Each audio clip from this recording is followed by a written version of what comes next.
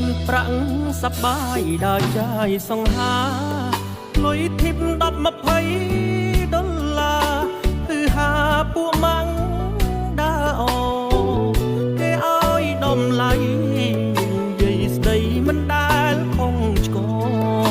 សម្បូរបងប្អូនកូនឡងរាប់អានយកចិត្តទុកដាក់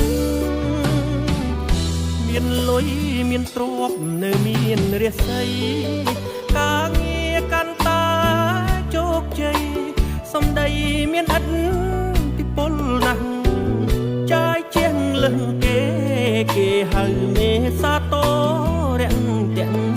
ឆាតសួរសុខទុកពឹងពាក់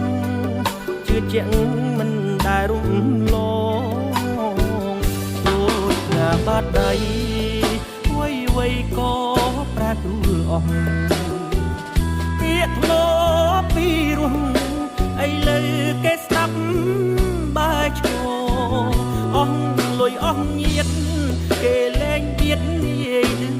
ដងមិត្តភាពធ្លាប់សាងកន្លងបែសងដោយការមើលងាយអរគុណវេលាអរគុណចិត្តក្បត់អរគុណគ្រាក្រកំសត់កំណត់ស្គាល់ពិតខ្លាញ់ខ្លាយដង្ហើមនៅមានកម្លាំងចិត្តនិងកម្លាំងកាយដើរលើវិញថៃវែងឆ្ងាយកសាងជីវិតថ្មីឡើយ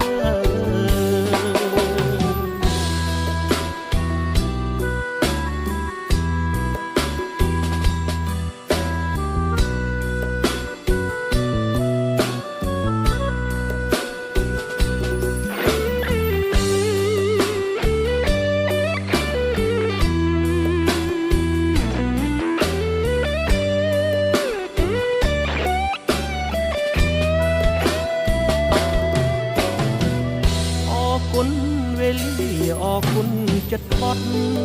អរគុណគ្រាក្រកំសត់កំណត់ស្គាល់ពិត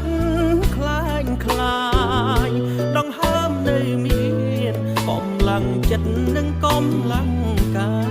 យដើរលើវិញថៃវែងឆ្ងាយកសាងជីវិតថ្មីឡើយ